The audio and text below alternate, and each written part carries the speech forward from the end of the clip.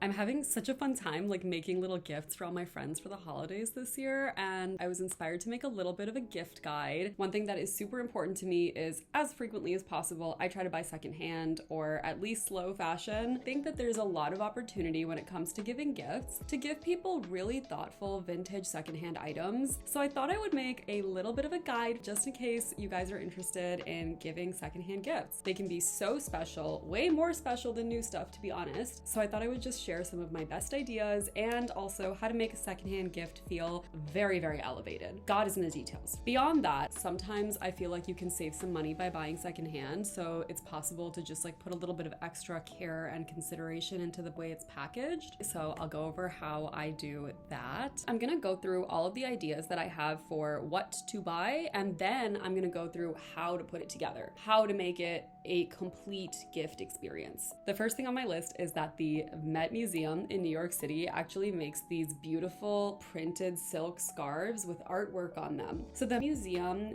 doesn't re-release a lot of these. Sometimes like they put them out and then you can't get them again. So what I would do is go on eBay or any secondhand dealer, like you can look on Depop, Poshmark, but I would look on eBay and see if you can find some artwork that actually says something to that person who's receiving it. These tend to run, I've seen them between like $40 if I happen to find them in person. Like in New York, this is going to be an option for you because they frequently land at secondhand stores locally. Online, I've seen them go for like 50, 60, upwards of that. The second thing on my list is maybe my favorite. Victoria's Secret actually used to make a lot of things out of real actual silk, and you cannot get it anymore in the store, which that's why this is so fucking special. I am obsessed with collecting these vintage Victoria's Secret gold label silk items. You need to search for gold label silk, vintage Victoria's Secret. You can search for VS gold label silk, Victoria's Secret gold label silk. As long as it is Victoria's Secret silk, people will often label it as the gold label even if it doesn't have the gold label. So I have like a fair few vintage Victoria's Secret silk items. Crazy luxurious, so luxurious. And they are way cheaper than buying new silk. And I have some new silk too. I have some like Intimissimi new silk. And when I compare one to one, the quality of the Intimissimi silk is lower. Again, I'm not a fabric expert, I'm always saying this, but I can tell that like it's a little flimsier. It's not as heavy. It's not as thick and insulating because silk under cotton is super insulating, but you can tell based on the weight of the silk. I bought these mostly on Depop and Poshmark. What I would do is look at the pictures and make sure that there's a picture of the composition tag, because Victoria's Secret did start making things out of satin, which is 100% polyester usually. Go check the pictures to make sure that the user has posted some kind of evidence that this is 100% silk, or you might find like the body's 100% silk and then the lace is nylon. Now there is a little caveat here with like how to care for these, which I'll get into later in the video. Just a note on sizing too. So I feel like when you're buying vintage Victoria's Secret, the sizing can be a little all over the place because they've changed their sizing conventions so many times over the years.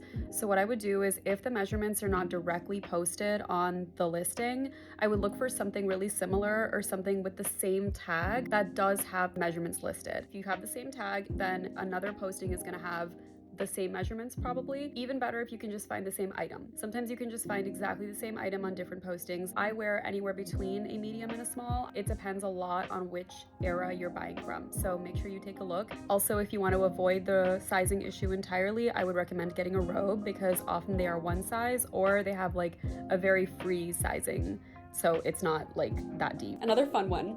Classic Y2K bags and accessories, especially if you're giving a gift to somebody who is a little bit too young to have worn the bag when it was like relevant. I have, I think, two that would fall into this category. Look for brands that were really popular in the aughts. Guess brand, obviously, still relevant, having such a renaissance right now, but look for old Guess. Look for vintage Betsy Johnson, also having a renaissance right now, so look for the old stuff. Lucky brand, watches and bags and like little wristy wallets that people used to put their little cards in, and then like I remember sometimes people would have them like on lanyards in college and stuff. I would look on Poshmark, Depop. Again, Depop is less good here. I usually find this stuff on Poshmark. Amazing for younger people because I think that these types of gifts really help people connect with like the Y2K in a real way because you're getting a real actual item from the year 2000. Also look for real materials because all these brands used to use more real materials. For example, my Betsy Johnson jacket is actually a good percentage wool. Similarly, look for 100% wool winter gear. So scarves, hats, mittens, jackets even. If you know that this person has a certain like type of jacket that they're looking for, you can find 100% wool. So much more affordable secondhand,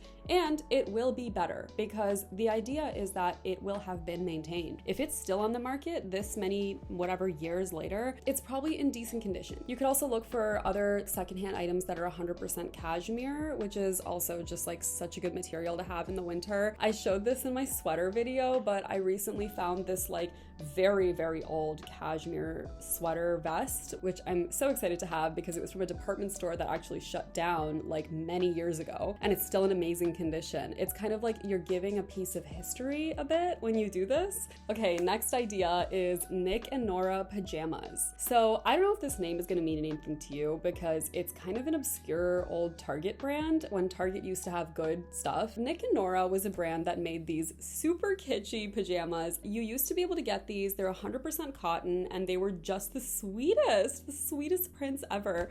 So I would look for those. I have seen them on Poshmark and Depop. I love the idea of getting somebody vintage, discontinued fragrances. If you know somebody who just loves perfume, I would go onto eBay and Mercari and look for old perfumes that are discontinued or previous formulations of fragrances. Often perfumes will have a different bottle when they're redone. So I would look for like old versions of perfumes. Okay, this is like seriously an obvious one. Books. You can use an online like Better World Books, Thrift Books. There's tons of online retailers.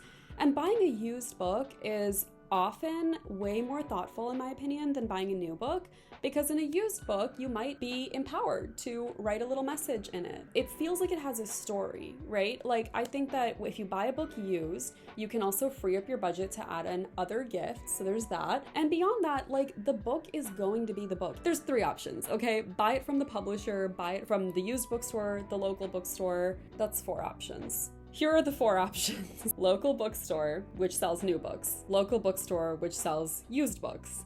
The publisher, or buy it from a secondhand online dealer like Better World Books or Thrift Books. Those are the 4 options. This is the way in my opinion. The next idea is formal table linens. I think this would be so cute, is like get a tablecloth or get placemats or coasters or doilies, because these are plentiful. First of all, I think that you could find vintage tablecloths pretty easily, also on Poshmark and Mercari. And these are, honestly, they're so pretty. This is perfect for somebody who maybe just moved into a home or somebody who does a lot of entertaining. I feel like it's an opportunity to look at somebody's like overall home decor and pick something that really like fits. Imagine yourself as a personal shopper for this person and take a look at their decor and their style and then choose something that fits. Okay, and then I feel like a lot of these ideas are kind of for the girlies. So here's one like maybe for the guys, if you're shopping for a guy, which it's like impossible and frankly kind of useless to shop for boys because they don't care about things. You could get them a vintage watch. Brands I would look for are Rado, Seiko, and Timex. I feel like those would be good vintage options. Maybe there's a range of places to look for these. There are tons of secondhand watch markets. So check out RealReal, check out Poshmark, check out Mercari, as well as local thrift stores and jewelers sometimes will have vintage sections. These are definitely an option if you just kind of don't know what to get for somebody. I feel like this is what I go for when I'm like, don't know what you need, here's a watch. And I also want to add that if somebody you're thinking of doesn't actually wear a watch, I feel like it's one of those things where it's kind of like giving a formal accessory. Like, I think that if you know somebody who doesn't really wear a watch on the daily, but they do have a reason to have like formal attire on, it's kind of like the equivalent of giving like cufflinks, I feel. And then here's another one that I'm really excited about. I want to do this year, is homemade Christmas ornaments. If it is for Christmas, why not look around your house and see what, if anything, can be strung up on like a little. This can be so kitschy and fun. I have this idea of like putting fake eyelashes or like decorating a pair of old sunglasses and turning those into an ornament. My best friend went on vacation and got these little antique salt and pepper shakers that look like kerosene tanks, and those are ornaments now. So it's so cute because you have like the salt and the pepper shaker and they're like in different spots on the tree.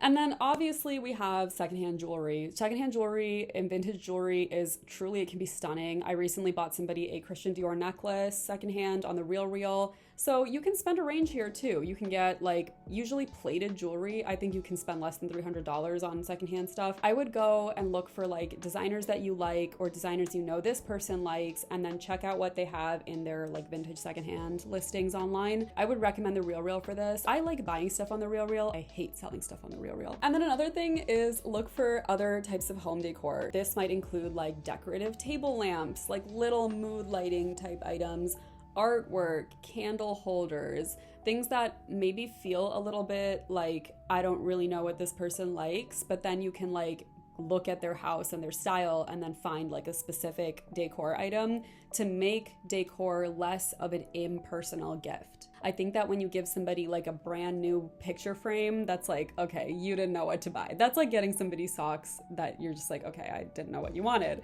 But if you actually go and like source something and put a picture in it, then it becomes like a deeply personal gift. The last thing on the list is vintage leather goods. This can be like a wallet, boots, jacket. I think that this is an amazing option for somebody who has that like edgy style.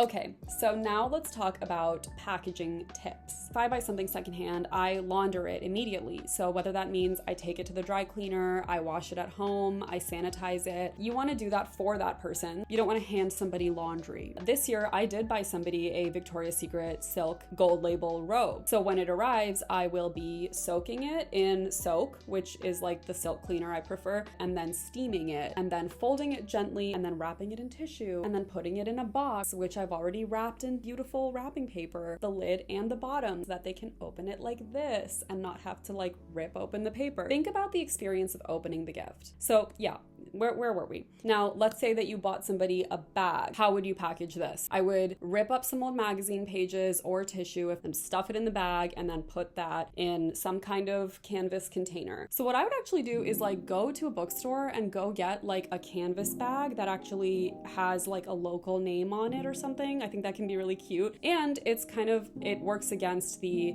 constant waste of plastic disposable bags. I always err on the side of giving people packaging that they can reuse. So what I would do is take that bag that you bought, stuff it with the tissue paper, the magazine pages, or even old book pages. Go buy a secondhand book just so you can rip it up. Stuff it, tie a ribbon around the handle, and then put the whole thing in a canvas bag, and then put more tissue in it so it just looks like a gift bag, but it's a canvas bag and they can reuse it. So the tissue will probably still go to waste, but when you give it to them, you can tell them like store it with this in there so it retains its shape, right? Especially if it's a leather bag, that's the best way to store it. But you can use a scarf of any material to wrap stuff. Use it just like wrapping paper and then kind of like put it in there, wrap it up, tie it. I feel like I'm not describing this correctly, but basically you're creating like a pouch, right? It's way more sustainable and it's like giving an extra gift. Okay, if you buy somebody like a leather jacket, you're going all out. Even if you buy somebody silk, you could do this, like a silk robe or a nightgown. You can get a garment bag. Do you ever order something in the mail and then they throw in like a bunch of stickers or something? Let's talk about the extras,